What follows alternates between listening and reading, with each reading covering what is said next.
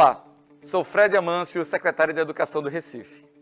Há 1 ano e 4 meses, em função da pandemia da Covid-19, interrompemos as aulas presenciais em todas as nossas escolas e creches da rede do Recife. Nos últimos meses, estamos trabalhando muito em todas as nossas unidades para permitir a retomada dessas atividades presenciais tão importantes para a aprendizagem, mas especialmente para o desenvolvimento dos nossos estudantes. Elaboramos um protocolo sanitário em parceria com a Secretaria de Saúde que deverá ser observado por todas as nossas escolas e creches. Agora, nesta semana, vamos dar um passo importante. Estamos retomando as aulas presenciais em etapas. A partir deste dia 22 de julho, estamos retomando as aulas presenciais para os estudantes do 8º ano e 9º ano do ensino fundamental. No dia 27 de julho, será a retomada das atividades presenciais para os estudantes do 4º, 5º, 6º e 7º anos do ensino fundamental. No dia 3 de agosto, estaremos realizando a retomada das aulas presenciais para os estudantes do 1º, 2º e 3º ano do ensino fundamental, para os nossos estudantes de creche e pré-escola, ou seja, da educação infantil, e também para os nossos estudantes das turmas de educação de jovens e adultos. Neste momento, quero fazer um agradecimento muito especial a todos que fazem a nossa rede de educação do Recife, as equipes da Secretaria de Educação, inclusive aqueles que trabalham nas nossas escolas e creches, aos nossos gestores, equipes das escolas, professores, ADIs, AAEs, AADEs, colaboradores, enfim, todos os demais profissionais. Todos vêm trabalhando muito e que este momento seja um momento muito especial nesse processo de retomada para acolhimento de todos que fazem parte da nossa educação. Uma atenção muito especial e um carinho com todos os nossos estudantes. Que este momento seja um momento de fortalecimento da nossa educação. Sejam todos muito bem-vindos.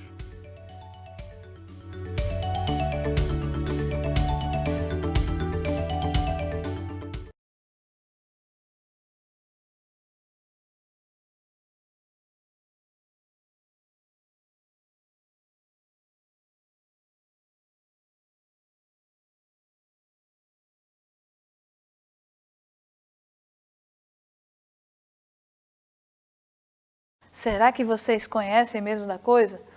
Bom, o nosso tema de hoje é Maracatu, Reis e Rainhas.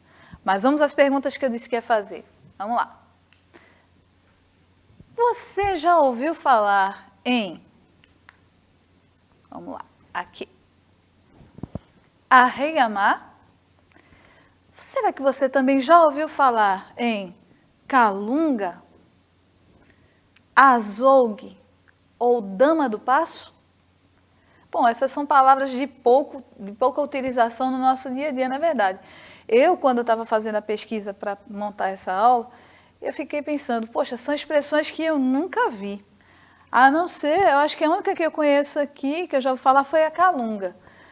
Mas hoje a gente vai conhecer um pouquinho mais sobre essas expressões. E nós vamos entender que essas todas são expressões que fazem parte do Maracatu. Pois é. Então, todas essas palavras e expressões fazem parte do Maracatu. E eu desafio vocês, nessa manhã de hoje, a identificarem essas 4 palavras que nós encontramos aqui logo no comecinho da nossa aula. Tá bom? Então, sejam bem-vindos. Nós vamos fazer uma viagem agora através do mundo das artes. E vamos conhecer um pouco mais sobre esse ritmo completamente pernambucano que faz parte do nosso dia a dia, da nossa cultura, da cultura do nosso povo. Então vamos seguir na nossa viagem agora pela arte através do Maracatu. Então, como nós sabemos, o Maracatu é uma atividade totalmente pernambucana, né? Então, assim como muitas atividades que vêm da arte, o maracatu também é uma forma de expressão do povo. Então, durante muitos anos, o maracatu ele foi como eu posso dizer, é uma palavra feia, né? Mas ele foi extremamente discriminado por ele surgir dos povos que foram escravizados. Então, durante um tempo, o maracatu não foi muito aceito pelas pessoas daquela época. Mas é uma forma de luta, é uma forma de... Eles tentam sempre, através dessas batalhas, colocar o maracatu como destaque. E hoje em dia a gente participa do maracatu nos carnavais e outras festividades da nossa cultura pernambucana. Vamos seguir. O que nós podemos hoje falar um pouquinho sobre o maracatu? Então vamos lá. Em primeiro lugar, o maracatu é uma manifestação do folclore brasileiro. Como a gente falou, né? Ele é uma atividade especificamente brasileira e a gente puxa para cá do nosso Nordeste, né? Da nossa região de Pernambuco em especial. O maracatu surgiu no século XVIII, há muito tempo atrás, né? Então nós já temos o maracatu, já esse presente que surgiu há tanto tempo atrás. Um dos maracatus mais antigos do Brasil é o maracatu elefante, fundado em 1800 aqui no Recife. E existem particularmente dois tipos de maracatus em especial, o maracatu nação e o maracatu rural. Hoje a gente vai explicar um pouquinho sobre os personagens de cada um desses maracatus. Uma curiosidade que eu descobri durante as pesquisas para fazer esse trabalho foi que o maracatu, ele era, durante um período assim, ele era símbolo de bagunça, de confusão. Então, os senhores de engenho, na aula de história de ontem a gente falou um pouquinho sobre isso, a questão dos engenhos aqui em Recife, em Pernambuco, e os fazendeiros ricos daquela época, eles não permitiam que os escravizados exercessem as suas atividades culturais e outras atividades. Eles tinham preconceito, discriminação com essas atividades. Mas, como era um movimento de resistência, as pessoas escravizadas sempre comemoravam o maracatu escondido. Não somente o maracatu, né? Falando sobre outras expressões da nossa cultura, nós também temos a capoeira e tantas outras coisas. E essa expressão maracatu, ela era pejorativa, quer dizer, ela não era muito agradável não. Toda vez que um fazendeiro dissesse, olha, vai começar o maracatu, quer dizer, era significado de bagunça, de confusão.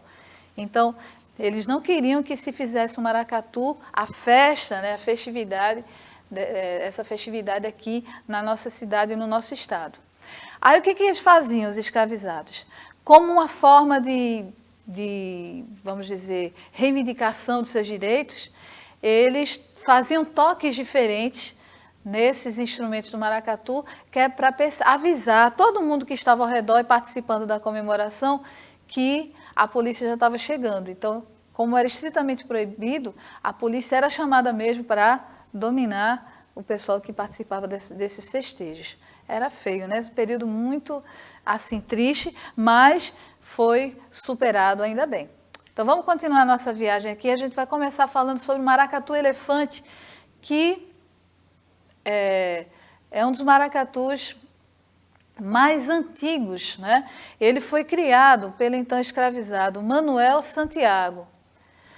O elefante, aí você me pergunta assim, mas o que tem a ver o elefante com o maracatu? Bom, o elefante é um animal sagrado, segundo os seguidores do candomblé, e está diretamente ligado à criação do mundo e da espécie humana. Vê que coisa legal, que coisa interessante.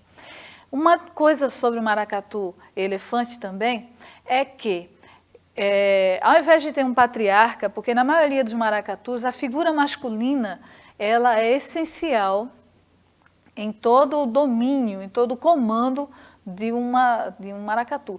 Mas esse elefante, ele tem esse diferencial, que desde o começo, ao invés de ter um patriarca, quem dirigia esse maracatu era uma mulher, que era a figura de Dona Santa. Nós podemos observar a figura dela aí nessa imagem. Essa é a foto real de Dona Santa. Ela foi a primeira rainha do maracatu aqui, do maracatu elefante, né? Então ela foi um grande destaque e durante muitos anos esse maracatu foi dirigido por ela. Vamos seguir, né? Bem interessante a gente conhecendo sobre essa atividade completamente brasileira. E aí, o maracatu-elefante, ele é um tipo de maracatu-nação, né? Quais as características desse maracatu-nação?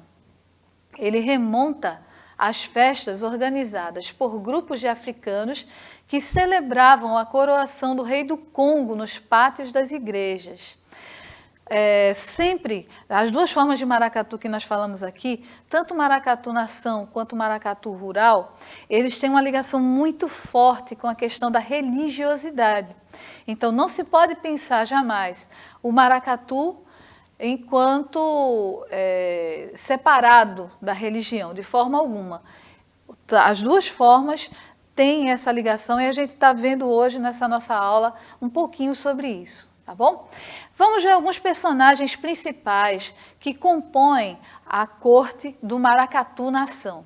Os principais são o rei, a rainha, como nós podemos ver aí nessa imagem, esse é o principal cortejo, a dama de honra do embaixador e o embaixador, certo?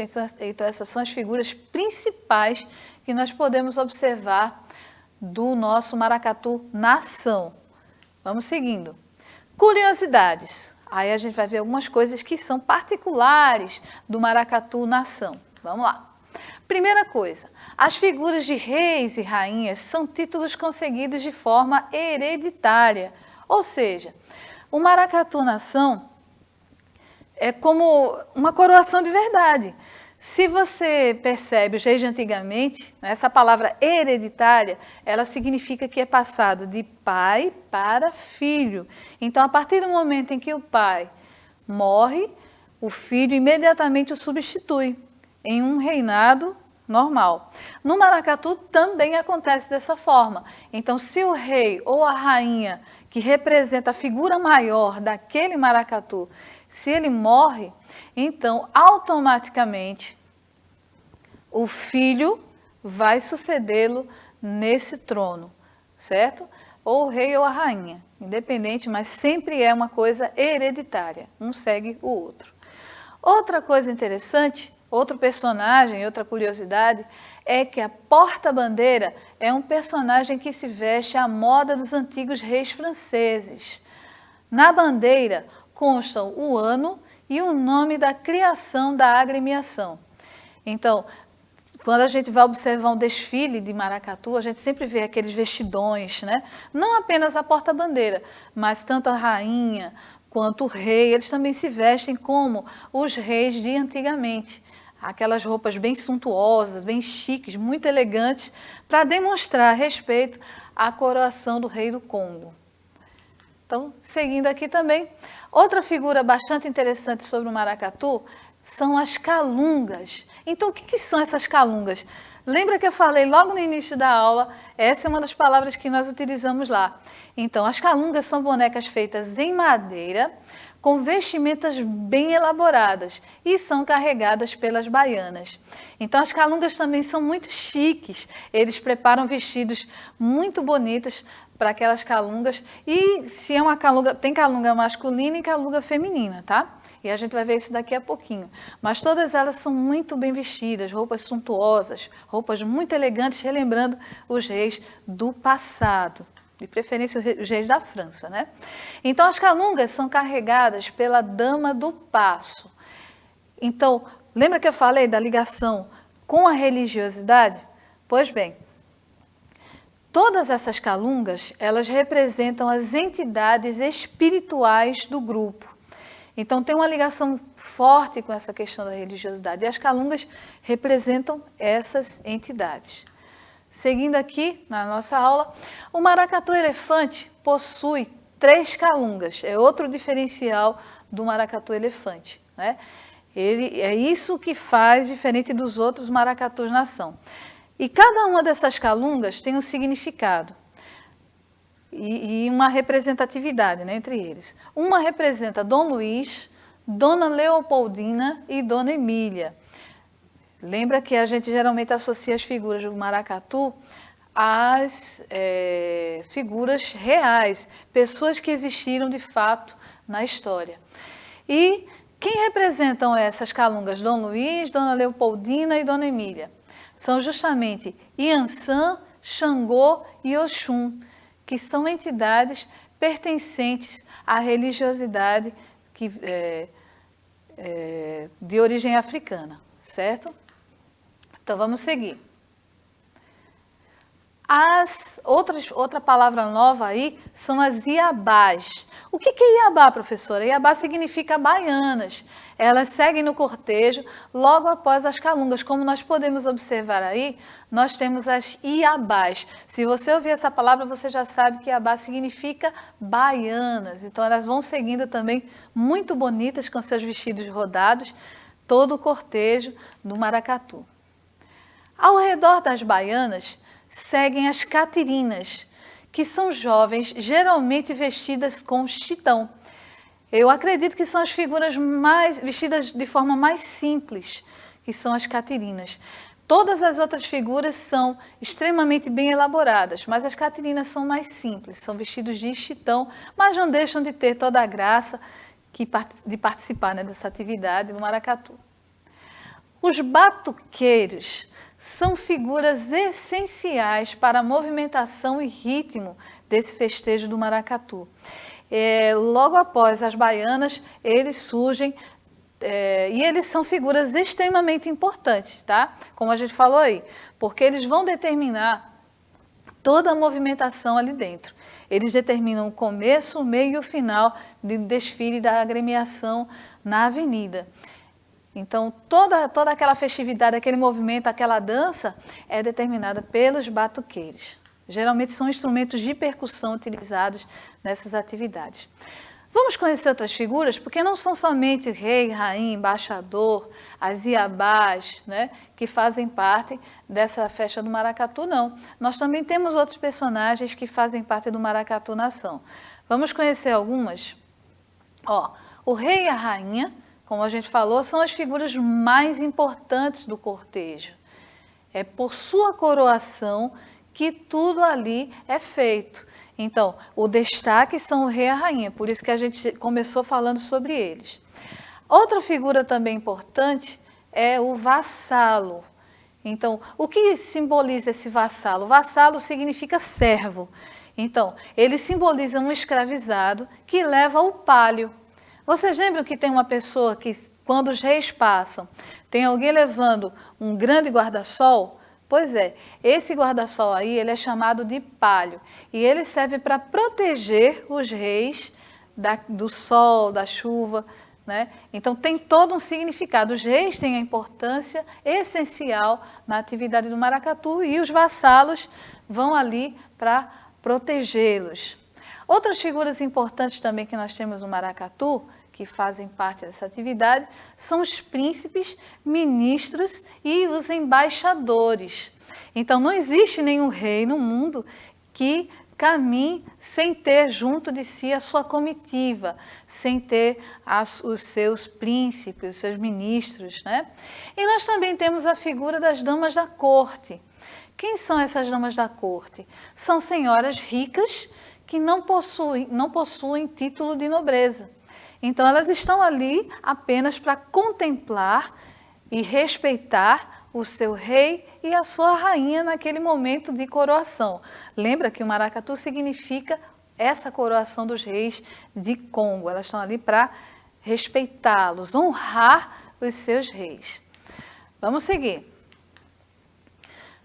Vamos falar agora um pouquinho sobre o maracatu rural, ou também maracatu de baque solto.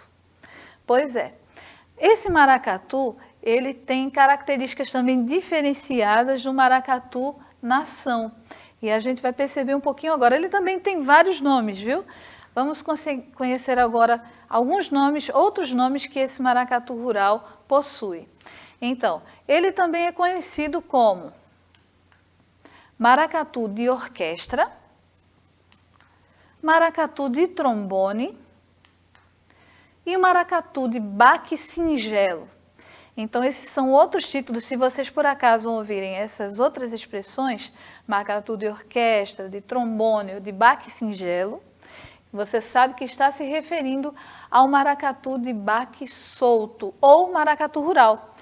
Gente, maracatu rural é muito lindo também. Ele tem a figura, aquela figura que anda, né? Fazendo esse movimento com a lança.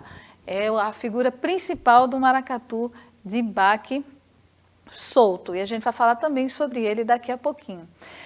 O maracatu de baque solto, ele surge da fusão de 3 festividades diferenciadas. São elas: o cavalo marinho, o bumba meu boi e a coroação dos reis de Congo também. Lembra que o maracatu nação, ele vem da coroação dos reis de Congo? Pois bem, o maracatu rural também tem essa característica. Mas ele tem outras 2 festividades que o diferenciam do maracatu nação. A gente vai conhecer um pouquinho agora. Nós temos 2 figuras. A figura do bumba meu boi, que é essa aí, que geralmente é um festejo, um folguedo da época do Natal. E outra característica também do maracatu nação, que eu não falei, é que ele não pode só acontecer no carnaval não, viu? Ele é uma festa que acontece também em outras atividades. Ele pode vir também durante os festejos do Natal. Até porque o bumba meu boi e o cavalo marinho, que é esse que nós estamos vendo agora, eles são atividades diretamente ligadas, relacionadas ao ciclo natalino, tá certo? Então vamos seguir? Os antigos maracatus rurais, no caso, né, a gente dá esse destaque para ele agora, foram criados nos engenhos, onde havia muitos trabalhadores do canavial. Então, quem eram esses trabalhadores do canavial? Eram cortadores de cana entre o fim do século XIX e início do século XX. Nessa imagem aqui que nós estamos vendo, nós podemos observar alguns caboclos de lança e outras figuras que fazem parte desse festejo do maracatu rural. Veja que são muito coloridas as suas fantasias e você praticamente não vê o rosto das pessoas que participam dessas atividades. É uma característica bem marcante do maracatu rural. Principais figuras do maracatu rural. Nós vamos conhecer agora um pouquinho sobre algumas delas, algumas principais. Claro, não podia deixar de faltar o caboclo de lança. Então, tá aí essa figura muito bonita do nosso maracatu, muito colorido, cheio de energia, cheio de luz. Ele é a principal figura do maracatu rural, certo? Então, quem que representa o caboclo de lança? Geralmente são trabalhadores rurais. Uma ligação muito forte que eles têm, a questão da religiosidade, como a gente falou, daqui a pouco a gente vai falar um pouco mais ainda sobre isso. Uma questão bem interessante é que a questão do maracatu rural, ela se confunde também com a cultura da cana-de-açúcar. A maioria das pessoas que trabalham enquanto trabalhador rural, eles participam, tem toda uma preparação para acontecer os desfiles desse tipo de maracatu, né, desse tipo de folguedo aqui do Nordeste. Então, como é que é a figura desse caboclo de lança? Eles usam um galho de arruda atrás da orelha, exatamente, e um cravo ou rosa branca na boca. Tudo para pedir proteção e fechar o corpo dele durante o desfile, durante aquela atividade. Lembra que eu falei? A questão da religiosidade está intimamente ligada aos 2 tipos de maracatus que existem. Então, como respeito aos seus deuses, ele utiliza a rosa, o cravo, no caso o cravo branco, né, ou a rosa, e o galinho de arruda, que é para se proteger de todas as formas possíveis e brincar o carnaval de forma saudável, né, respeitando os seus deuses.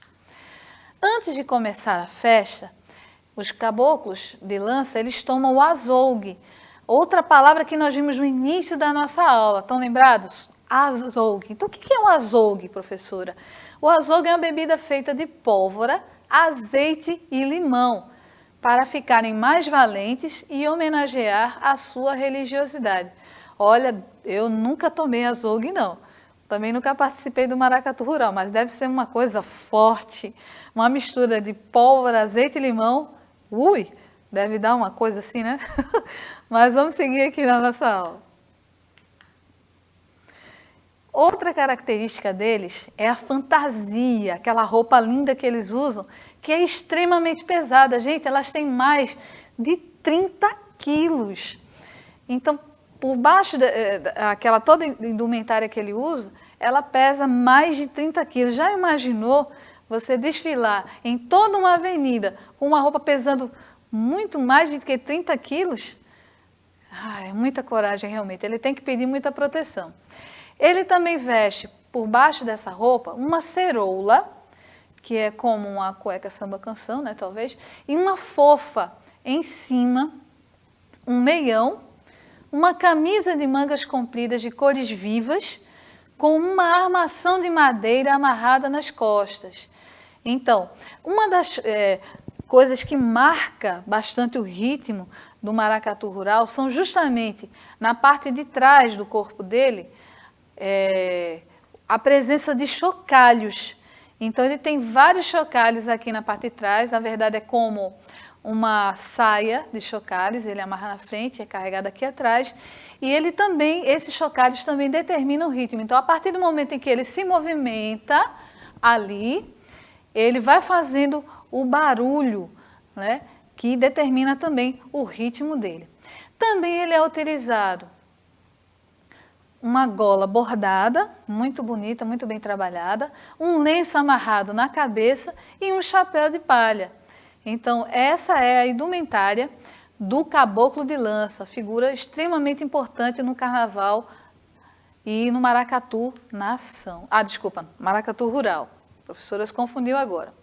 Não apenas isso, mas também tem a questão do roxo. A gente viu a indumentária, o roxo também faz parte de toda a caracterização dessa figura do caboclo de lança. Então, como é que é o roxo? Ele é pintado com urucum, assim como os indígenas fazem. O caboclo de lança representa os guerreiros mais valorosos de suas nações que lutam para conquistar o seu espaço. Então, sempre tem aquela representatividade da luta, da questão da conquista. E o maracatu rural também faz essa parte. Vamos seguindo. Marcam presença no maracatu rural. Vamos ver outras figuras que fazem parte desse desfile do maracatu rural. As baianas, nós temos aí. As calungas também. Lembra daquelas bonecas? Pois bem, as calungas também fazem parte da atividade do maracatu rural. E os caboclos de pena. Os caboclos de pena, eles simbolizam, como o próprio nome fala, os próprios indígenas também. Só que a fantasia deles é um pouquinho diferenciada dos caboclos de lança, mais simples um pouco. Então, a festa.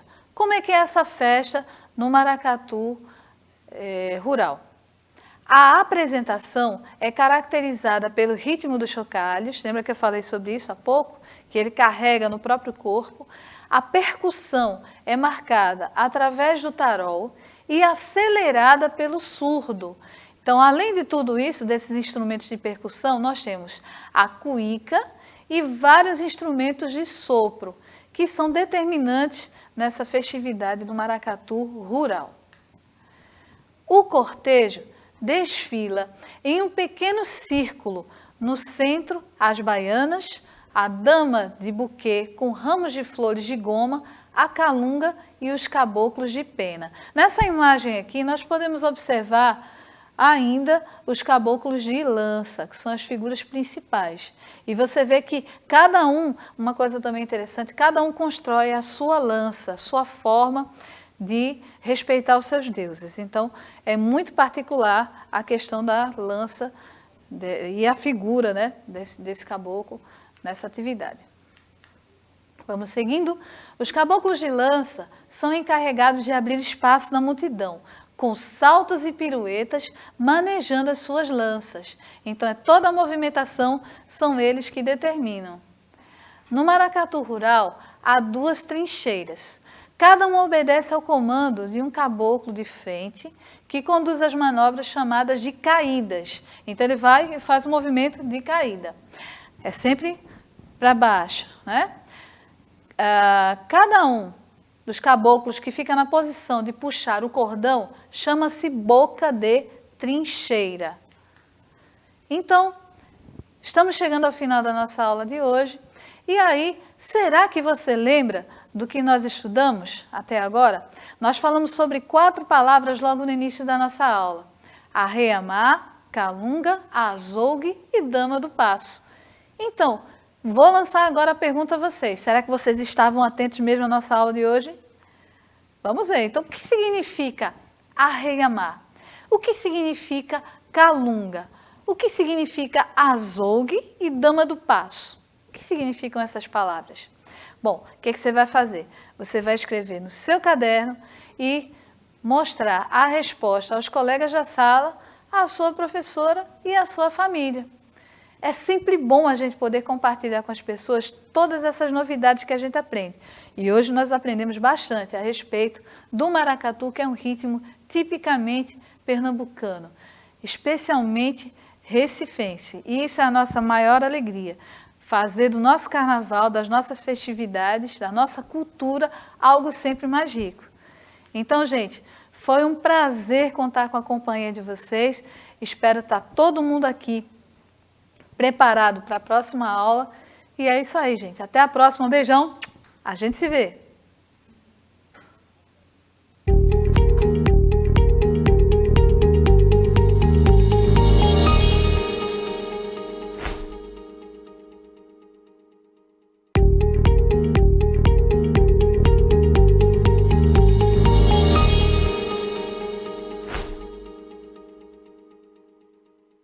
Olá, tudo bem com vocês? Estou aqui novamente para falar do Educa Recife, o programa de ensino híbrido da Prefeitura do Recife.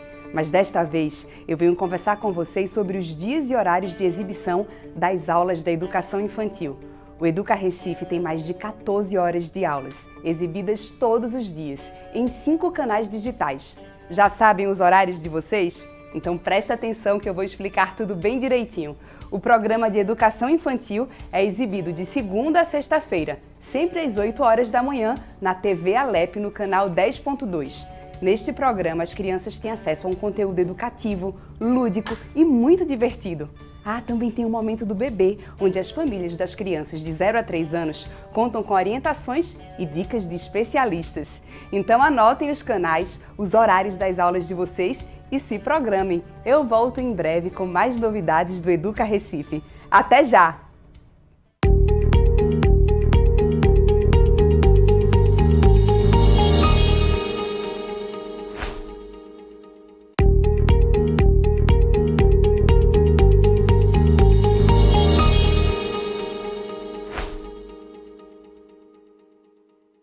Olá, tudo bem com vocês? Estou aqui novamente para falar do Educa Recife, o programa de ensino híbrido da Prefeitura do Recife. Mas desta vez eu venho conversar com vocês sobre os dias e horários de exibição das aulas dos anos finais do ensino fundamental. Então presta atenção que eu vou explicar tudo bem direitinho. Na TV Nova serão exibidas as aulas do 6º ao 9º ano. As aulas do 6º ano serão exibidas de 7h30 às 9 horas da manhã. Já o 7º ano do ensino fundamental, anos finais, das 9 horas às 10h30 da manhã. E do 8º ano do ensino fundamental, anos finais, das 10h30 ao meio-dia. Atenção! As aulas para os estudantes do 9º ano do ensino fundamental, anos finais, serão exibidas na TV Nova, canal 22.1, todos os dias, das 8h30 às 10 horas da manhã. Então anotem direitinho os canais e horários das aulas de vocês e se programem para as aulas, hein? Eu volto em breve com mais novidades do Educa Recife. Até já!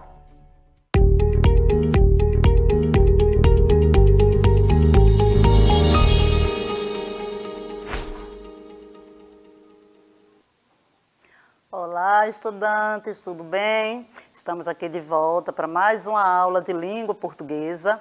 Vocês já me conhecem, sou a professora Mauricéia Joana, trabalho com vocês para os 4º anos e acelera nas disciplinas de língua portuguesa e geografia. E hoje a gente vai trabalhar um pouquinho com a disciplina de língua portuguesa, um conteúdo bem interessante que vocês vão gostar bastante, né? Eu espero que vocês estejam aí ligadinhos, assistindo a aula, prestando atenção. Lembra, é importante que vocês estejam sempre assim, Preste atenção, deixa um caderninho de lado, faz alguma anotação. Isso é importante para que vocês acompanhem a aula e até possam depois estudar, lembrando que vocês também têm a oportunidade de ver essa aula, né? Depois ela vai ser reprisada, vocês podem ver no canal do YouTube. Então tem todos esses canais que vocês podem rever, tirar dúvida, assistir novamente. Quando a professora mandar alguma atividade, vocês podem rever essa atividade e esse tema que a gente vai trabalhar hoje, tá certo? Então vamos lá, vamos começar. Vamos conhecer o tema da aula de hoje? Hoje a gente vai falar sobre significado e grafia das palavras. Significado, o que é que essas palavras significam e como elas se escrevem, a grafia. Eu tenho certeza que vocês já sabem aí escrever várias palavras, já sabem ler bastante palavrinhas, bastante texto. E aí, às vezes, bate aquela dúvida quando a gente vai escrever uma frase, quando a gente vai escrever um parágrafo, um texto. Como é que se escreve essa palavra? Então, onde é que a gente encontra para tirar essa dúvida, não é? Existem várias maneiras que vocês poderiam me dizer aí, a gente pesquisa na internet, professor, encontra lá o significado daquela palavra, a gente encontra como é que se escreve. É verdade, hoje em dia a gente já tem essas facilidades que facilitam a vida da gente. Mas existe uma outra maneira bem interessante e gostosa de aprender o significado das palavras. E é sobre isso que a gente vai trabalhar hoje. É o dicionário. Vocês já ouviram essa palavra? Vocês já viram o que é um dicionário? Já consultaram um dicionário? Então, para começar a falar sobre dicionário, eu vou indicar para vocês uma leitura bem interessante que está lá na plataforma da Árvore de Livros, que você já sabe, já falei várias vezes, e as outras professoras também já falou, que esta plataforma é uma plataforma que os alunos da Prefeitura Municipal de Recife têm acesso, podem acessar, pergunta à professora como é que faz para você ter acesso, e tem lá uma variedade de livros, inclusive esse, que se chama A Menina que Acordava as Palavras. A Menina que Acordava as Palavras, de autoria de Nani, da editora Melhoramentos, está aí na primeira edição. Então, vocês podem procurar este livro, que tem uma história bem interessante e que fala o seguinte, né? Vocês vejam aí que ela diz: você conhece a palavra iníquo? Tem alguma pista do que seja plúmbeo? Bem, a menina dessa história também não tinha a mínima ideia do que elas significavam. Mas, cansada de ser assombrada por palavras desconhecidas, ela resolveu acordá-las. A partir desse momento, ela descobriu uma nova maneira, muito mais divertida, de se relacionar com as palavras. Então, veja, duas palavras aí que a gente não conhece muito, não faz muito parte do nosso dia a dia, do nosso cotidiano. E a menina do livro, ela também ficou intrigada. O que será iníquo? O que será plúmbeo? E vocês, sabem o que significam essas palavras? Pois se não sabem, vão ter que procurar no dicionário, viu? Para poder conhecer o significado. Afinal de contas, eu vou ensinar direitinho hoje como fazer para consultar esse livro super legal, onde você encontra um mundo de palavras diferentes e que você fica conhecendo o que elas significam. Vai melhorar até a maneira de conversar com seu coleguinha, com seu professor, com a sua mãe, seu pai, sua família, porque você vai conhecer palavras novas e até pode brincar com eles, como a menina do livro. Você conhece esta palavra? Sabe o que significa? E aí vocês vão poder falar: eu sei, eu encontrei no dicionário. Tá certo? Então, o dicionário é um livro que ajuda você a encontrar essas dúvidas sobre as palavras. Então, vamos conhecer um pouquinho mais sobre isso?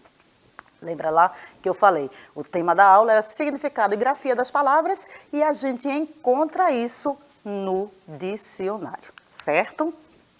Estou aí, olha, esse dicionário que eu trouxe para vocês também, ele também está lá na Árvore de Livros. Vocês podem consultá-lo quando vocês quiserem, não é? Eu estou com uma dúvida, uma palavra. Encontra lá no dicionário. Se eu não tenho um dicionário em casa, esse é um dos dicionários que eu posso consultar na Árvore de Livros. E ele é bem legal porque ele é um dicionário ilustrado. Além de você conhecer a palavra, como se escreve, o significado, você também vai ver fotos, imagens do que significa aquela palavra. Então, é um dicionário bem legal para você consultar. E aí a gente vai ver o que é um dicionário. O dicionário é um livro que possui a explicação do significado das palavras. Significado, lembra? Dicionários, ele encontra o significado das palavras. Também serve para verificar a ortografia das palavras. Como esta palavra se escreve? Ah, eu tenho dúvida, como é que se escreve esta palavra? Inico, como é que escreve inico? Eu vou lá no dicionário e eu tenho a resposta.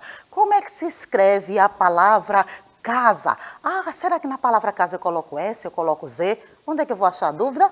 A resposta para essa dúvida? No dicionário. Dicionário tem. Então, vocês podem procurar, quando estiverem com qualquer dúvida como se escreve uma palavra, procurem o dicionário, certo? Então, ele serve também para verificar a ortografia das palavras.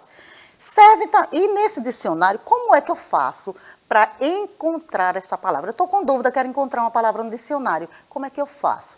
Ora, eu vou lá e elas vão estar listadas em ordem alfabética. Ordem alfabética, ordem, uma coisa que vem uma atrás da outra, tem uma ordem. Alfabética lembra alfabeto. Mas qual é a ordem do alfabeto? Vocês ainda lembram? Vocês já estudaram bastante, né? Afinal de contas, estão no 4º ano. Então, alfabeto é uma coisa que vocês já dominam bem. Qual é a ordem do alfabeto? Vamos relembrar? Vamos revisar essa ordem daqui a pouco, tá certo? Então, só para continuar a falar um pouquinho do dicionário, vocês vão ver que alguns dicionários são ilustrados, como esse aí da árvore do livro. Eles são ilustrados para facilitar a assimilação dos significados das palavras. É uma palavra desconhecida, eu não sei o que significa. Vou no dicionário, encontro como se escreve, encontro o significado, mas no dicionário ilustrado ainda tem um diferencial, que é você ver a imagem. O que significa aquela palavra está lá, a imagem daquela palavra, que vai lhe ajudar a compreender melhor o significado dela. Então, é interessante, né? O dicionário ilustrado ele vai lhe ajudar mais. Não é que o outro dicionário não possa, porque a leitura também faz com que a gente tenha esse conhecimento. E o livro que está lá, que eu estou mostrando para vocês, o dicionário que está lá na árvore de livros, um dos, porque tem vários. Mas este daí é um dicionário ilustrado que vai ajudar bastante vocês, principalmente nas atividades escolares. Se vocês tiverem dúvida, vai lá, consulta e você vai localizar.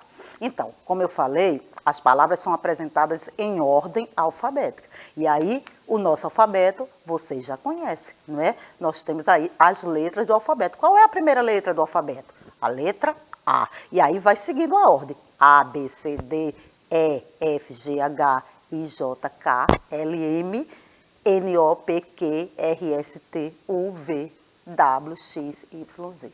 Então, aí eu acabei de falar todas as letrinhas do nosso alfabeto.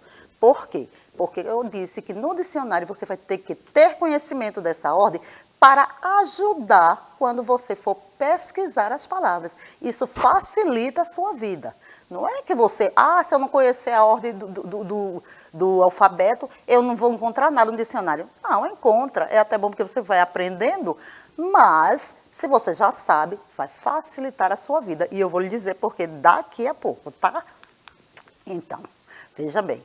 Trago aí para vocês uma página do dicionário, lá daquele dicionário que está na árvore do livro, aquele dicionário ilustrado. E nessa página eu mostro para vocês o seguinte, que para encontrar uma palavra eu procuro na ordem alfabética. Eu já disse a você, na ordem alfabética da primeira letra. Então eu vou procurar a palavra amor. Aí a palavra amor, a primeira letra é A. Então, eu já sei que eu vou para a letra A e eu vou encontrar esta palavra. Mas tem muitas palavras que começam com a letra A. Então, como é que eu vou fazer para encontrar as palavras que começam com a letra A, mas que são diferentes?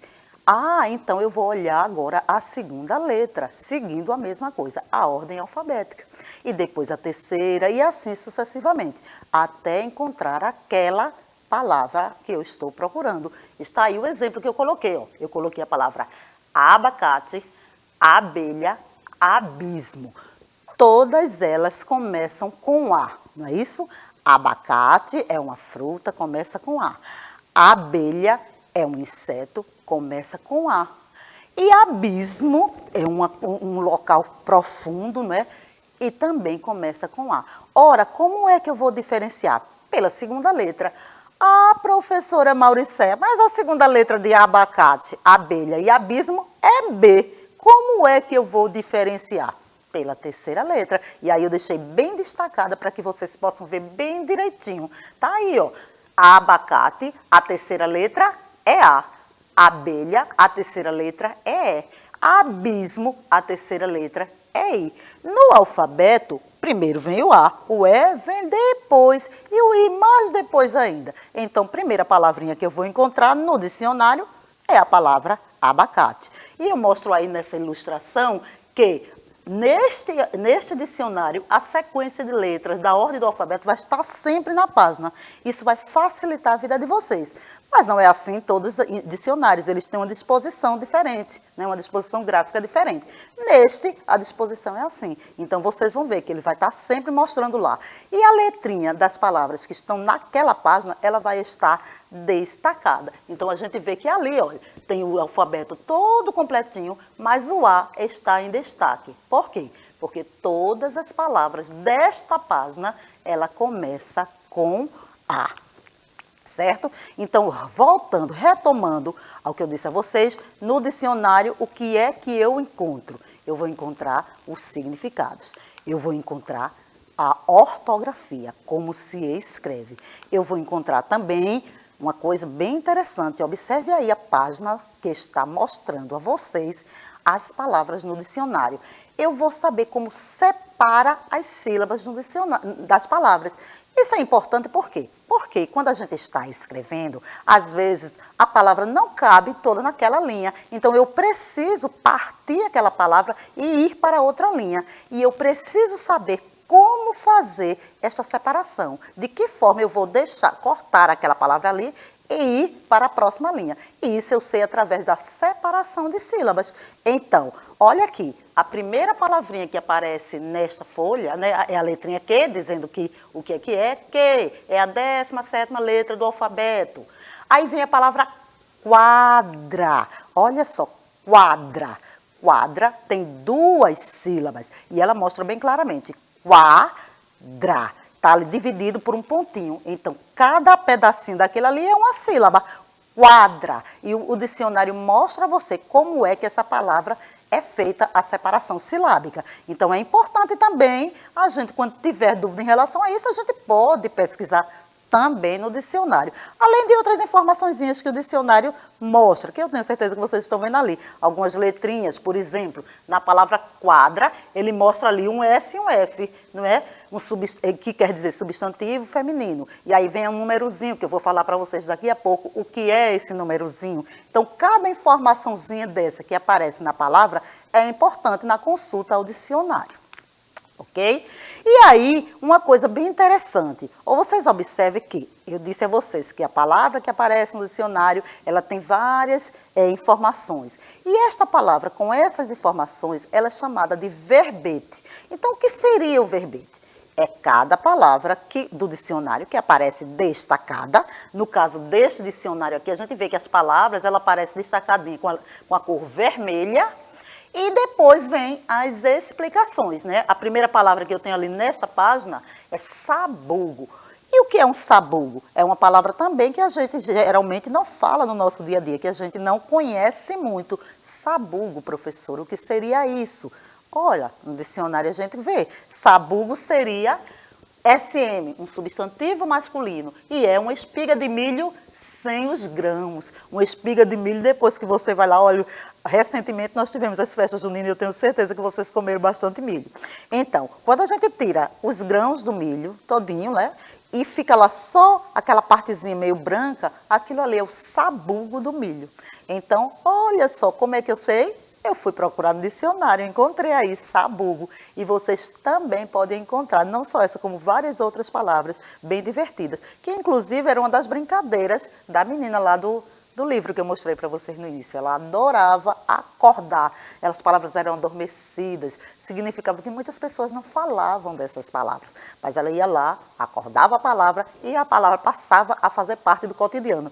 Isso está no livro. Leia que vocês vão descobrir o que é que eu estou falando. Por que essa menina acordava as palavras? Como era acordar as palavras. Vocês vão ver e vocês vão gostar, vão terminar querendo acordar um monte de palavras também por aí.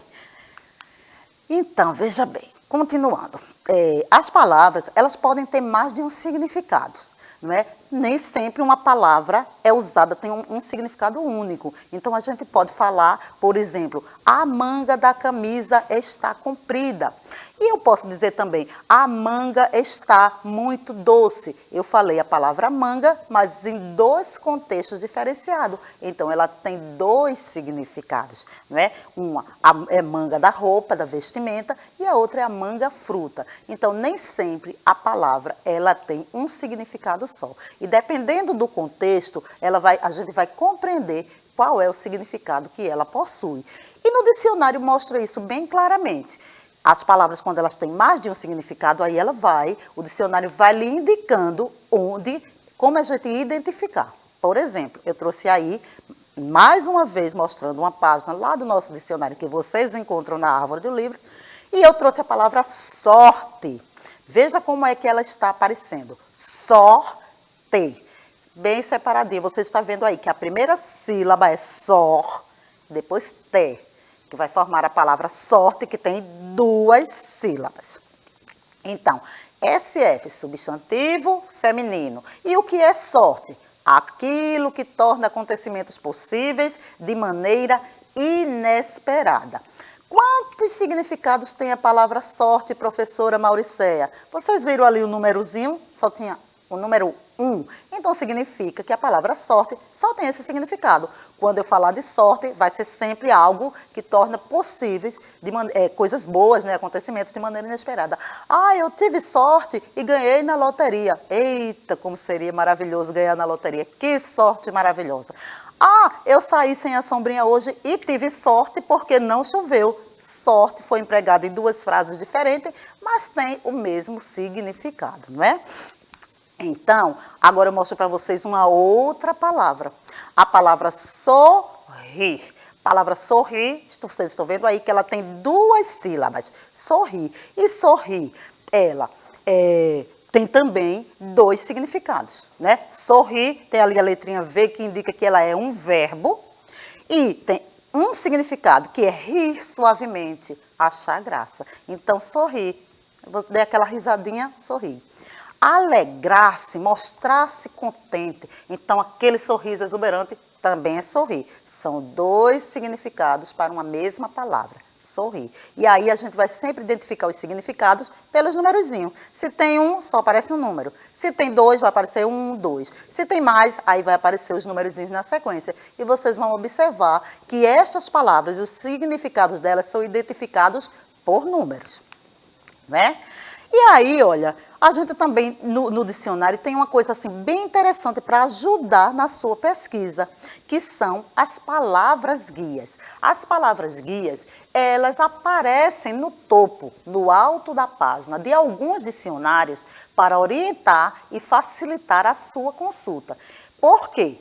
Essa palavra na página, a primeira palavrinha que você encontra lá no canto esquerdo, indica a primeira palavra. E a última, e a que fica no canto direito, indica a última palavra. Então, você já sabe, quando você abre uma página do dicionário, que ela tem essas palavras guias, quais são mais ou menos as palavras que você vai encontrar ali. Porque eu já falei para vocês que as palavras são em ordem alfabética.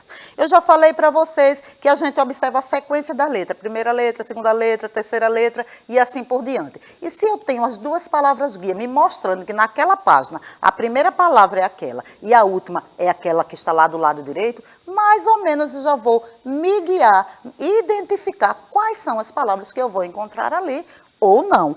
Por exemplo, a palavra, veja, na página que eu coloquei aí para vocês tem a palavra abaixar e a palavra acampar. Em cima tem a palavra guia, mostrando que abaixar seria a primeira e acampar seria a última. E aí eu dei um exemplo da palavra amigo. A palavra amigo, ela não está nesta página. Por que, professora Mauricéia? Gente, eu não disse a vocês que a da esquerda é a primeira palavra, então a segunda letrinha da palavra é abaixar, é B. E lá no terceiro, a palavra acampar seria a última. A segunda letrinha da palavra acampar é C. E na palavra amigo, a gente tem... na palavra amigo, a gente tem a terceira letrinha, a segunda letrinha é um M. Então, não está nesta página. Eu teria que ir procurar a palavra amigo em outro campo, em outra página, certo? Vocês compreenderam direitinho o que eu falei sobre o dicionário, sobre o uso do dicionário? Então, vamos fazer uma breve revisão. Olha só, o tema de hoje, significado e grafia das palavras. O uso do dicionário. Eu mostrei para vocês como vocês podem pesquisar uma palavra no dicionário. Eu falei para vocês que, claro, existem outras formas de pesquisar. Hoje muita gente usa a internet, eu quero encontrar a palavra e facilita, mas o dicionário é um livro onde vocês vão encontrar as palavras, os significados, a grafia, e é gostoso demais pesquisar no dicionário. Então comecem a fazer isso que vocês vão ver. Vão ficar igual aquela menininha da história que eu falei lá no início, que eu indiquei. Ela gostava demais de consultar e acordar as palavras, porque ela conhecia palavras diferentes, palavras novas. O dicionário é um livro que possui a explicação e o significado destas palavras. Mas para que serve um dicionário? Também falamos sobre isso. Eu disse a vocês que o dicionário serve para descobrir o significado das palavras e também para saber como se escreve, ou seja, para conhecer a grafia correta de cada palavra. Essa palavra se escreve com R ou com 2 R? Essa palavra se escreve com S ou com cedilha? Essa palavra se escreve com S ou Z? Como é que eu sei? Ai, professora, eu sei, eu vou pesquisar no dicionário e aí eu vou escrever a palavra corretamente. Então, o dicionário, ele serve para isso sim, para você conhecer. E como encontramos as palavras no dicionário? Vocês lembram? A gente encontra através da ordem alfabética. Nós encontramos as palavras seguindo a ordem alfabética. Eu mostrei para vocês, inclusive mostrei o alfabeto, né? Olha aí, relembrem. A, B, C, D, por aí vai. Então, eu sigo a ordem alfabética para poder encontrá-las. E aí a gente observa a primeira letra. Se a primeira letra for igual, eu vou observar a segunda letra. E assim sucessivamente. Não é isso, gente? Então, no dicionário, as palavras se apresentam em ordem alfabética, a gente observa a primeira letra ou a segunda e assim sucessivamente. E no dicionário as palavras são chamadas de verbetes. Então, todas aquelas palavras que estão lá destacadas, elas são os verbetes. E elas são acompanhadas pelos significados e explicações. É um substantivo, é um adjetivo, tem 2 significados, tem um significado só. Então, a gente observa, quando eu abro um dicionário, eu vou encontrar o verbete e eu vou encontrar a explicação daquele verbete, daquela palavra. Ora, nós estudamos bastante, já vimos, conhecemos o dicionário, sabemos como procura e agora é a hora daquele desafio. Vamos ver se vocês realmente aprenderam, se vocês compreenderam o que significa o conteúdo da aula de hoje. Então, eu trouxe aí uma perguntinha. Para que utilizamos um dicionário? Vocês sabem para quê? A gente falou sobre isso na aula todinha. Não é possível, vocês sabem sim. Nós utilizamos o dicionário para descobrir o significado das palavras, né? Quando a gente quer saber o que significa uma palavra, a gente usa o dicionário. E também a gente usa o dicionário para saber a grafia correta de cada palavra. Então, essa seria uma das respostas possíveis para essa pergunta. Para que utilizamos o dicionário? Utilizamos para descobrir o significado das palavras, usamos para saber a grafia correta de cada palavra e também para uma outra série de coisas que vocês poderiam falar aí. Quando eu quero saber quantas sílabas tem uma palavra, quando eu quero saber quantos significados tem uma palavra. Sim, nós usamos o dicionário para tudo isso. Então, por hoje a gente vai ficar com essas 2 respostinhas, que é a que a gente basicamente procura mais no dicionário, o significado e como ela se escreve, certo? E também, aí vamos para outra pergunta, que é, de que maneira cada significado de um verbete é separado no dicionário? Eu disse a vocês que os significados apareciam através de, vamos ver, por meio de letras, por meio de números, por meio de cores. Como é que eu sei quantos significados tem cada palavra? É por meio de números, exatamente. Lembra? Número 1, o número 2, número 3, cada significado a gente vai encontrando. Então, é isso. Eu espero que vocês tenham compreendido bem direitinho os conceitos. Aproveite, vão pesquisar bastante palavrinhas no dicionário. Curtam as palavras que vocês encontram, mostrem para a família e até a próxima aula.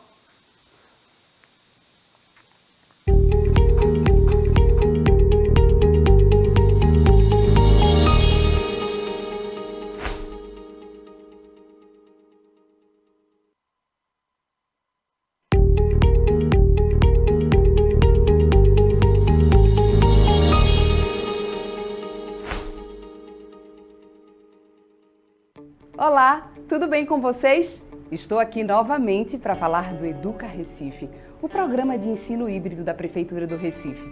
Mas desta vez eu venho conversar com vocês sobre os dias e horários de exibição das aulas para os anos iniciais. O canal 22.2 da TV Nova é dedicado às aulas do primeiro, segundo e terceiro ano do ensino fundamental, anos iniciais. Atenção para os horários das aulas. As aulas do primeiro ano começam às 7h30 da manhã e seguem até às 8h30. Já os estudantes do segundo ano precisam estar a postos a partir das 8h30 da manhã. As aulas seguem até às 9h30. O terceiro ano começa às 9h30 da manhã e segue até às 10h30. E não esqueçam, as aulas são de segunda a sexta, tá? Já os estudantes do quarto e quinto ano do ensino fundamental, anos iniciais, irão sintonizar a TV Nova no canal 22.3. As aulas do quarto ano são exibidas de segunda a sexta-feira, das 7h30 às 9h da manhã. Para os estudantes do quinto ano, as aulas começam às 9h da manhã e seguem até às 10h30. Então anotem tudo direitinho, os canais, os horários das aulas de vocês e se programem. Eu volto em breve com mais novidades do Educa Recife. Até já!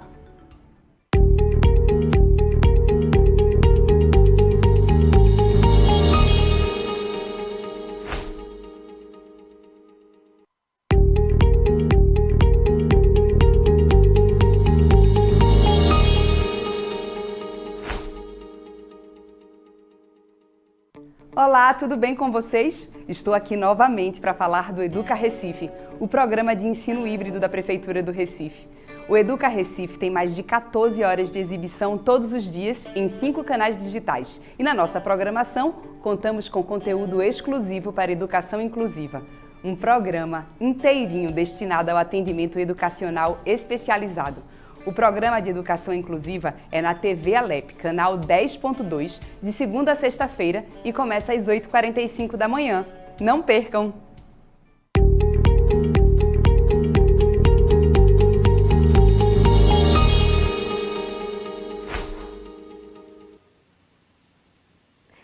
Olá, crianças! Como vocês estão? Eu sou a professora Márcia Cristina e estarei aqui novamente com vocês. E vocês comigo. Vocês não iriam me deixar aqui, né? Vamos lá. Então, hoje eu irei trabalhar com ciências. Isso mesmo, com ciências. E as turmas dessa aula será dos quartos anos e acelera. Mas, antes de iniciarmos, eu gostaria de lembrar para vocês que vocês podem assistir essas aulas pela TV. Vocês podem também assistir pelo celular e ainda acessando o canal do YouTube. As aulas estarão lá prontinhas para vocês não perderem nenhum minuto e cada vez mais aprenderem, porque vocês são muito especiais. E, por falar nisso, o conteúdo que iremos trabalhar hoje será fotossíntese. Que nome grande! Mas o assunto é tranquilo, bem legal e vocês irão gostar, viu? Principalmente porque depois desse conteúdo, nós vamos ter o nosso momento lúdico, que vai ser muito criativo. E vocês serão os artistas. Mas vamos lá. Para iniciarmos, eu vou atrás, numa aulinha que nós tivemos anteriormente, e vamos revisá-la. Vocês devem lembrar disso aí, que nós já vimos. Olha só, essa imagem aí.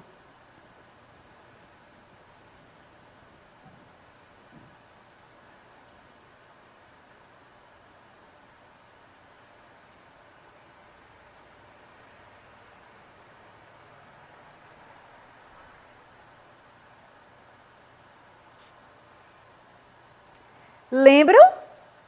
Esta imagem do coelho comendo o vegetal ali dele, que é a alimentação preferida. Então, nós trabalhamos na aula anterior com cadeia alimentar. E vocês, olha aí o que eu coloquei, revisando a nossa aula. Nós estamos aí vendo a cadeia alimentar. E a cadeia alimentar, vocês já aprenderam que inicia com os vegetais. Olha lá, o coelhinho, quando vocês observaram, ele estava comendo o vegetal. E na cadeia alimentar, o início da cadeia alimentar é com o vegetal, é com a planta. Lembram disso? Essa cadeia alimentar que vocês estão vendo, revisando, nós estamos observando que o gafanhoto, a plantinha serve de alimento para o gafanhoto. A seta, lembram da seta? A seta está indicando que a planta serve de alimento para o gafanhoto. O gafanhoto serve de alimento para o sapo e o sapo serve de alimento para a cobra, isso mesmo. Então, estamos relembrando a cadeia alimentar, onde o início da cadeia alimentar é o vegetal ou nada mais, nada menos que a planta, correto? Isso aí vocês já sabem, só estamos fazendo uma breve revisão para iniciarmos hoje. Por saber disso, que a cadeia alimentar inicia-se com a planta, nós observamos a importância da planta no nosso ambiente, na nossa natureza. A planta é essencial. E continuamos, vamos observar aqui. Qual a importância das plantas para a vida? Você que está aí me assistindo nesse momento, pensa um pouquinho. Qual é a importância das plantas para a vida? A vida de uma forma geral. Vocês acham que ela é importante? Sim? Pronto, já que sabem que sim, qual é a importância? Por que a planta é tão importante? Olha o que nós vimos na cadeia alimentar. Já temos uma dica. E aí, já sabe a resposta? Vamos ver? Por que será que a planta é tão importante para a vida? Vamos ver a resposta? Pois é, gente. Manutenção da vida. A planta é essencial para mantermos a vida de todos os seres vivos. Isso sim, isso mesmo, de todos os seres vivos. Não só do coelhinho que vocês viram naquele vídeo inicial, mas todos nós, eu, você que está aí, todos os outros animais, nós precisamos desta planta, precisamos desse vegetal para mantermos a vida. Então, se é para manter a vida, se não existir planta, onde é que vai ter vida? Correto? Então, vamos entender o porquê dessa importância tão grande das plantas para a nossa vida, para a minha, para a sua, para de todas as pessoas que estão ao seu redor, de todos os animais. Mas você pode dizer assim, oh, professora, mas eu não como planta. Mas você não come o animal que come o vegetal? Por exemplo, vamos dar aqui um exemplo pensando em uma cadeia alimentar. Você, alguns de vocês, será que comem carne de boi? E aí? para comer a carne do boi, antes o boi, para estar vivo, precisou de quem? Não é isso? Precisou do vegetal. Então, ele precisou se alimentar para que estivesse vivo e você depois conseguisse se alimentar. Logicamente, a gente precisa matar, né, minha gente? Mas vocês estão entendendo o que eu estou querendo dizer. Que para o boi, no exemplo que eu citei, manter-se saudável, manter-se vivo e respeitando a cadeia alimentar, nós precisamos da plantinha inicial. Então, mesmo que eu não coma a planta, porque tem gente que diz que não se alimenta de planta, mas nós precisamos delas sim. Mas vamos seguir para entender o que é isso aí. Dando início, vamos ver aí na explicação. Nós estamos aí com dois exemplos. Os seres autótrofos e os seres heterótrofos. Os seres autótrofos, eles produzem o seu próprio alimento. É por isso que nós iremos ver hoje fotossíntese. Autótrofos, os únicos autótrofos que nós temos são as plantas. Vocês estão vendo aí uma gravura de uma plantinha se movimentando, representando esses seres autótrofos. Embaixo da planta, nós estamos vendo aí um veado. E ele é um ser heterótrofo. Então, os seres heterótrofos, como vocês estão observando, eles são aqueles que precisam buscar seu alimento em outro ser vivo. Neste exemplo, o veado ele está comendo a plantinha, mas existe um outro animal que vai comer o veado. Então, eles são seres heterótrofos. Nós vimos lá na cadeia alimentar que um animal precisa do outro. Se por um acaso nós retiramos um desses animais da cadeia alimentar, vai ou ter muitos daqueles outros que não morreram, que começaram a comer demais um determinado alimento, e outros que irão se extinguir se não existir aquele alimento que é de preferência dele. Porque todos os animais são importantes. Todos, aliás, não só animais, como seres vivos. Porque tem algumas pessoas que acham que planta, por não sair por aí caminhando, ela não é ser vivo. Mas a planta é um ser vivo.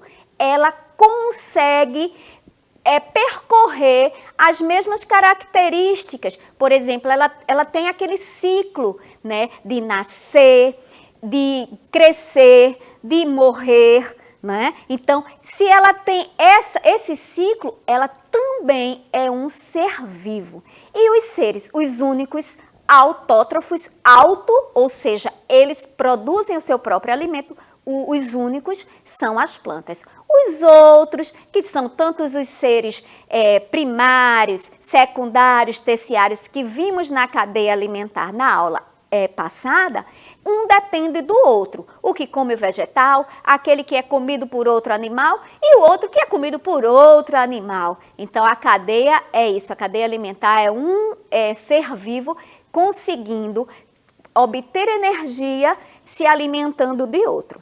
Mas vamos seguir. E agora, nós vamos...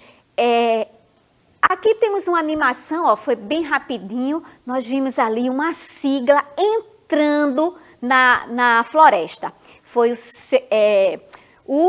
CO2, que é o gás carbônico. Vamos ver uma animação bem rapidinho, vocês vão ver uma setinha aí. Então, ó, entrou ali na floresta o CO2, que é o gás carbônico, e agora veja o que vai sair dela.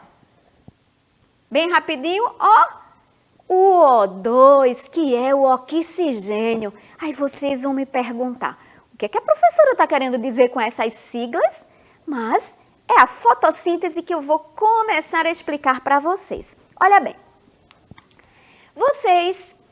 o conceito de fotossíntese é o processo realizado pelas plantas para que haja produção de energia necessária para que possam se manter vivas. Isso mesmo. As plantas precisam realizar esta produção de energia para mantê-las vivas. Vocês precisam de energia para ficar aqui, em pé, realizando as atividades de vocês, se levantando, sentando, caminhando, correndo, fazendo exercícios, brincando. Precisamos de energia e nós iremos buscar essa energia onde? Nos alimentos, isso mesmo. E com a planta não é diferente. Ela só não vai sair por aí caminhando, mas ela precisa do alimento. E ela, como está ali paradinha, e é o único ser vivo que consegue fabricar, produzir o seu próprio alimento, ela vai ter que usar de algumas artimanhas aí para conseguir fazer isso, já que ela não vai caminhar e buscar o alimento. E é isso que nós vamos entender e aprender. E é isso que se chama fotossíntese. Vamos aprender? Iniciamos o processo.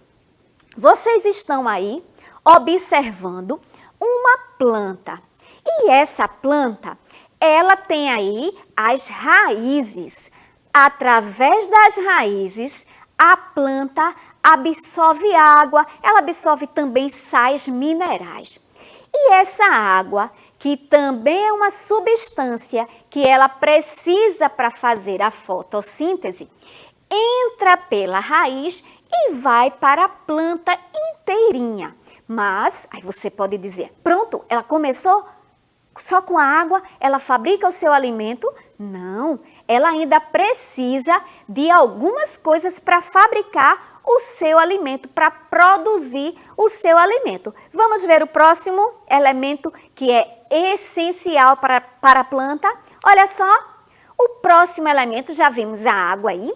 O próximo elemento é o gás que está na atmosfera. Observa aí, o gás carbônico. Lembra da animação inicial que eu mostrei para vocês, que tinha aquela sigla CO2? Isso, é o gás carbônico. Então, a planta já pegou a água, agora está pegando o gás carbônico que está entrando nela e agora nós vamos ver um outro elemento que é necessário para que a planta faça a sua fotossíntese, que é o quê? A produção do seu alimento. Vamos ver o próximo elemento que ela precisa, que é essencial para a fotossíntese. Observa bem. E aí, nós temos o sol, a luz solar. Isso mesmo, minha gente. Olha só. Tivemos a água, tivemos o gás carbônico e agora a luz solar. A luz solar é essencial para que a planta produza o seu alimento. É muito importante. É por isso, se você, por um acaso, manter uma plantinha lá, numa sala bem escura, sem receber raio solar nenhum, você não vai poder dar feijão na boca dela, porque a planta não se alimenta assim. Ela faz o seu próprio alimento. E se não tiver a luz solar, ela não vai conseguir se manter viva, porque não vai ter alimento para ela. Então, juntou as três coisas, olha só, recapitulando, juntou a água, juntou o gás carbônico, juntou a luz solar e agora a planta, sabe o que é que ela dá para a gente?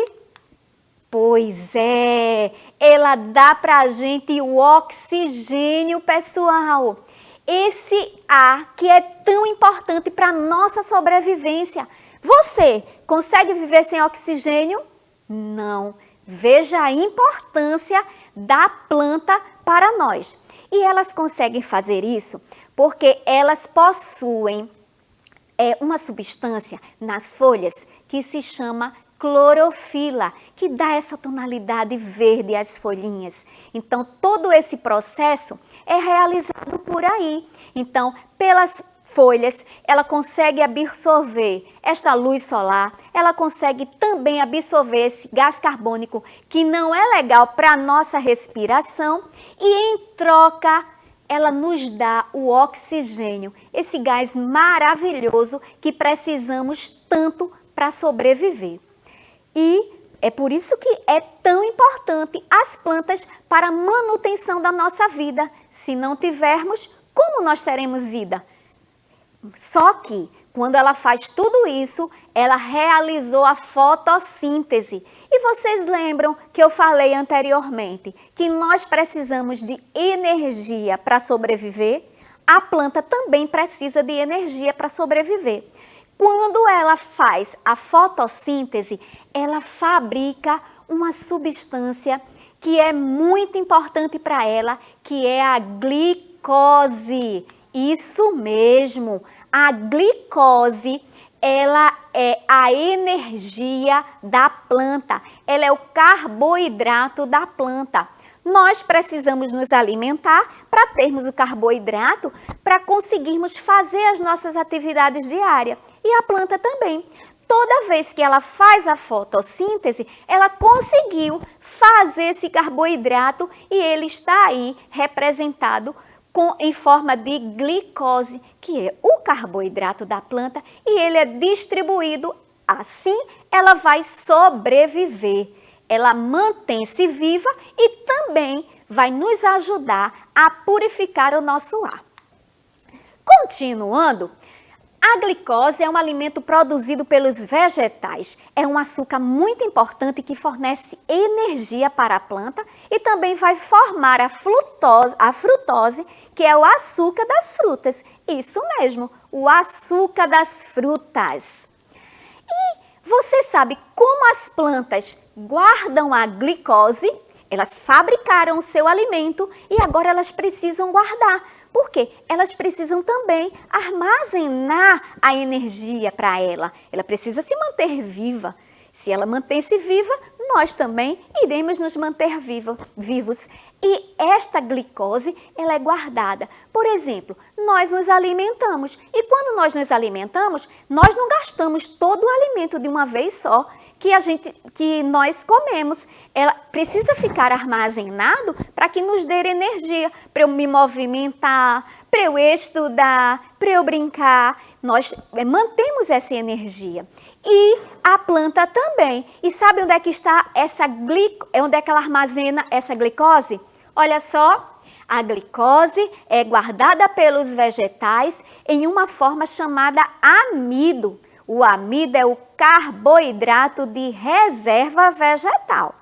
E sabendo que ela guarda esse carboidrato em forma de amido, vocês agora vão aprender onde é que nós encontramos esse amido, essa energia que também nos serve, né?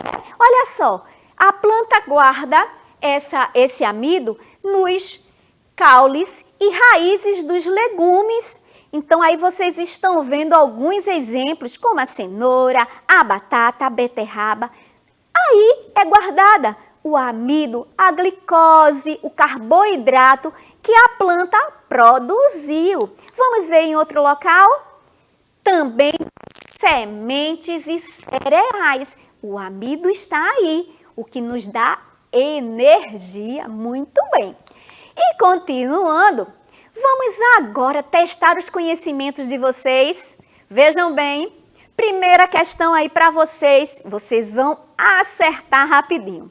Se não existisse vegetais, nós não teríamos gás hidrogênio para transpiração, oxigênio para respiração, nitrogênio para respiração ou hidrogênio para fotossíntese? E aí, se não existir o vegetal, o que é que nós não teremos? Vamos ver se você acertou? Olha a resposta correta, vê se você conseguiu. Oxigênio para respiração. Se não tivermos a planta, nós não teríamos esse oxigênio. Olha a importância das plantas. Vamos ver um próximo. Qual gás é usado pelos vegetais na fotossíntese? Nós vimos que as plantas precisam de um gás para realizar a fotossíntese. Será que foi o oxigênio, o hidrogênio, o nitrogênio ou o gás carbônico? Qual é a resposta, pessoal? Vejam aí, confiram. Isso, o gás carbônico, é por isso que ela purifica o nosso ar. Vamos ver a próxima. Que parte do vegetal absorve água e sais minerais do solo para a fotossíntese? Que parte absorve a água? É a flor, o caule, folha ou a raiz? Diz aí para mim. É a raiz, através das raízes a gente consegue, nós não, as plantas conseguem absorver a água. Vimos isso. E agora, qual dos elementos abaixo é necessário para que aconteça a fotossíntese? Será que é o fogo, gente? Será que é o vento?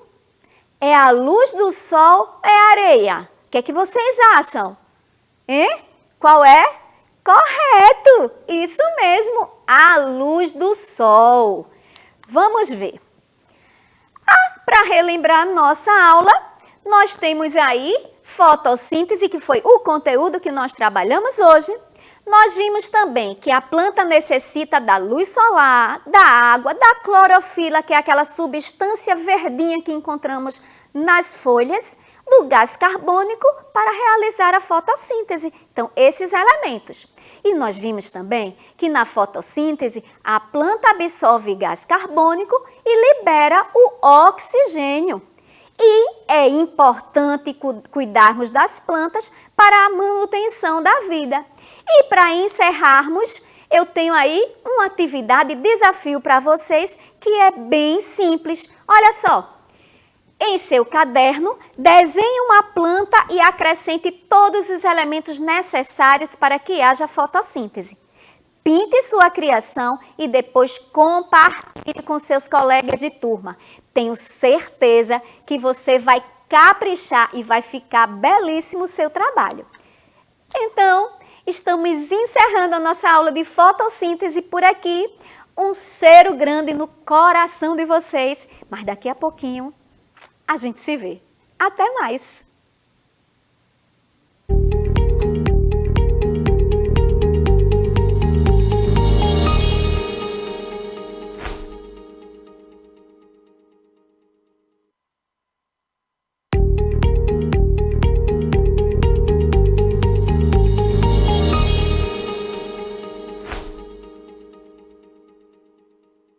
Olá, tudo bem com vocês? Estou aqui novamente para falar do Educa Recife, o programa de ensino híbrido da Prefeitura do Recife. Mas desta vez eu venho conversar com vocês sobre os dias e horários de exibição das aulas dos anos finais do ensino fundamental. Então presta atenção que eu vou explicar tudo bem direitinho. Na TV Nova serão exibidas as aulas do 6º ao 9º ano. As aulas do 6º ano serão exibidas de 7h30 às 9 horas da manhã. Já o 7º ano do ensino fundamental, anos finais, das 9 horas às 10h30 da manhã.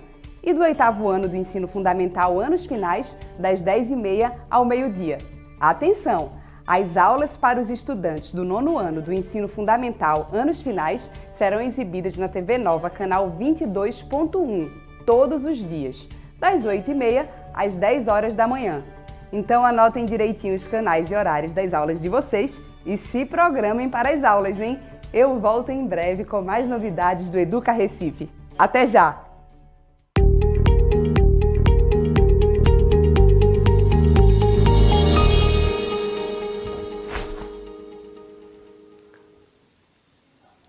Voltei rapidinho com vocês, não é, minha gente? Pois bem, nós falamos da fotossíntese e da importância delas para a nossa vida, a importância das plantas para a nossa vida.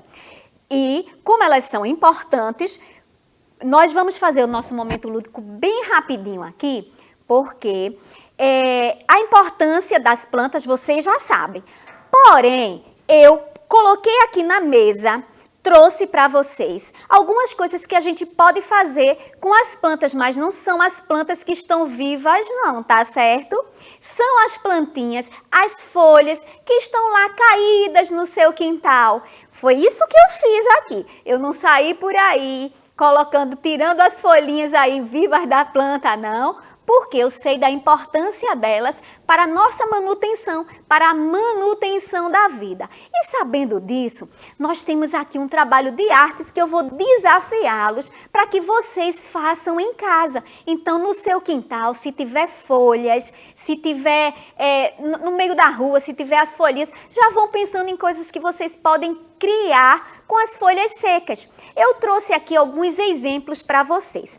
Aqui eu quis trouxe para vocês, eu peguei algumas folhas secas que estavam no quintal e eu fiz aqui, ó, usando a minha mão como caule, que fica muito simples. Eu usei a mão aqui como caule e vocês podem fazer também. Eu colei a minha mão com o punho, né, um pouco mais, pegando já um pedacinho aqui do braço e fiz aqui o tronco da minha árvore. E na rua, no quintal, eu peguei algumas folhas aqui e fiz essa obra de arte, porque às vezes a gente quer fazer uma criação e não temos ideia. E aqui eu estou trazendo para vocês uma criação de uma árvore com folhas secas. Poderia ser, vocês poderiam, na escola, fazer uma exposição das coisas que vocês podem fazer com essas folhas